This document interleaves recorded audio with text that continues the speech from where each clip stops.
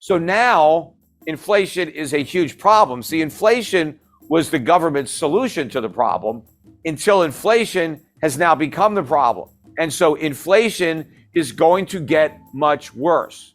Forget about what these central bankers and politicians are saying about their commitment to fight inflation, how they're resolute and how they're determined no matter what to bring the inflation rate back down to 2%. That's never going to happen. We're going to see 20% inflation before we see 2% inflation. And this pretend war against inflation is going to come to an end soon. And the central banks are going to surrender and inflation is going to win. Look, we've already seen the first central bank capitulate and wave the white flag, and that was the Bank of England. The Bank of England, a week or two ago, was every bit as committed to fighting inflation as the Fed, until the inflation fight threatened a financial crisis, and then they cowered out, turned around, and they're back to quantitative easing. They went from quantitative tightening to open-ended quantitative easing. In fact, the Bank of England said, we're going to print as many pounds as we have to. We're going to keep on buying gilts. We're not going to let interest rates go up. They have to let interest rates go up. If you want to fight inflation, you got to let interest rates go up. But the other thing you have to do to fight inflation is to make government spending go down, because government spending is the source of that inflation. Governments are running deficits, and the central banks are monetizing those deficits by creating inflation. Governments are actually funding themselves through inflation. When you have a budget deficit, you're not getting government for free. Every nickel that the government spends has to be paid for by the citizens. And if they don't pay for it with a tax, then how are they paying for it? Through inflation. So when prices go up, that's the tax that you're paying for all these government programs. And so if the government wants to get rid of inflation, well, then it has to get rid of those programs, or it has to raise taxes to finance those programs. And that's not happening. That's not happening anywhere. Nowhere in the world, despite all these governments that claim they want to fight inflation, no government is actually doing it. Nobody is cutting spending. In fact, in the UK, they cut taxes. Well, when you cut taxes, you increase the inflation tax. So the British were claiming that they wanted to fight inflation, while at the same time creating even more of it. That is the problem. But the same thing is going to happen to the Federal Reserve in the United States. You cannot raise interest rates without creating a financial crisis. The financial crisis we had in 2008 was a result of a normalization of interest rates. It wasn't simply a subprime problem. The reason subprime was the problem was because it was debt. People borrowed money and they couldn't pay it back. Why were they able to borrow the money? Because it was cheap. The Fed lowered interest rates to 1%. They created a housing bubble. Housing prices went up. People borrowed money against those inflated property values. They borrowed money with artificially low interest rates. And when interest rates went up, property prices went down. People didn't want to pay their mortgages. You get a financial crisis because now the banks didn't get their money back. They loaned all this money out. They didn't get it back. That was why we had a crisis. Well, today we have much more debt than we had in 2008. We had 0% interest rates for almost 10 years.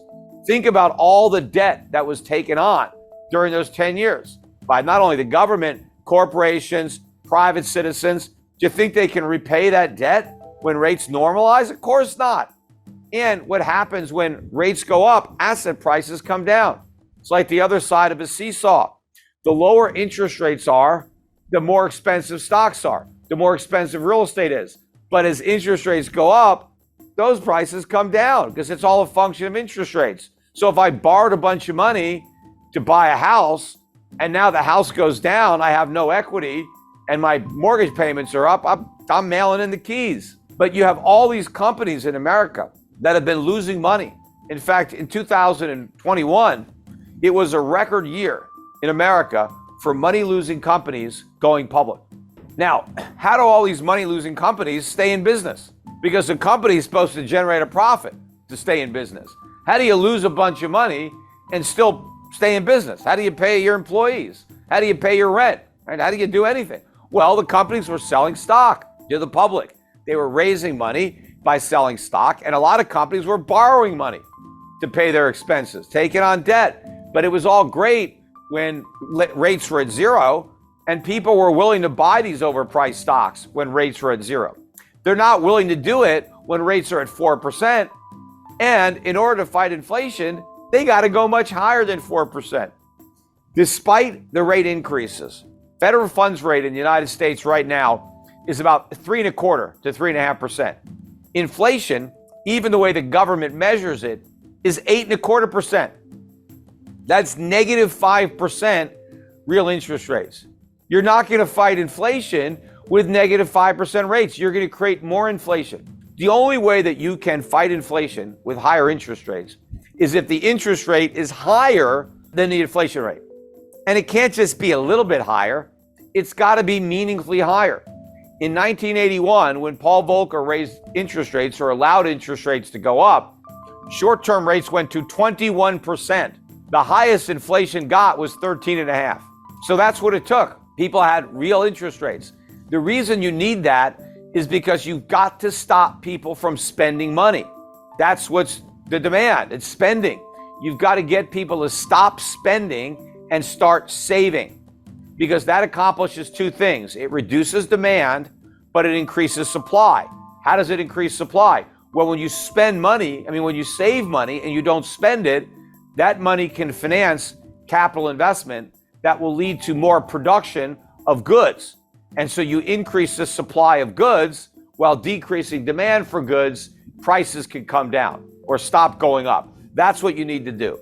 Now, if interest rates are negative, that is not going to encourage anybody to save. If rates are negative 5%, you're going to lose 5% a year on any money you save. Why the hell would you save? You wouldn't. You're going to spend your money as quickly as you get it. You're not going to save it and lose 5% a year.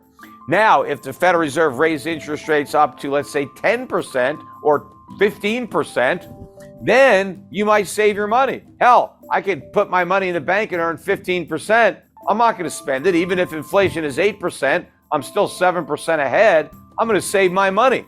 I'm going to earn all that interest. I'm going to spend my money in the future, because then I'm going to be able to spend the interest that I earned on my money. That's what the Federal Reserve needs to do. But they're not doing that.